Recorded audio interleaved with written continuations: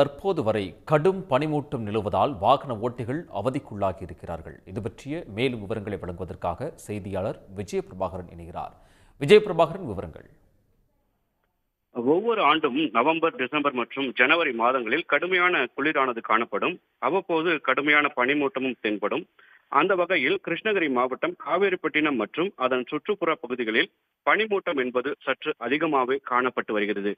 தற்போது 9 மணியை கடந்தும் கூட கிருஷ்ணகிரி சேலம் தேசிய நெடுஞ்சாலை, திம்மாபுரம், சப்பானிப்பட்டி, அவதானப்பட்டி உள்ளிட்ட பல்வேறு இடங்களில் கடும் பனிமூட்டமானது காணப்பட்டுள்ளது.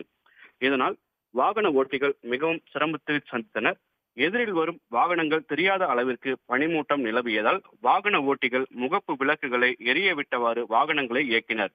அதே போல காலை நேரத்தில் நடைபயிற்சிக்கு சென்ற பொதுமக்கள் என பல்வேறு தரப்பினரும் பனிமூட்டத்தால் பாதிக்கப்பட்டனர். மேலும் பனியின் தாக்கம் குறைந்த பிறகும் குளிர்ந்த ஈரக்காற்று வீசி வருவதால் இந்த குளிரை சமாளிக்கும் வகையில் ஸ்வெட்டர், குல்லா அணிந்து பொதுமக்கள் வெளியே சென்று வருகின்றனர்.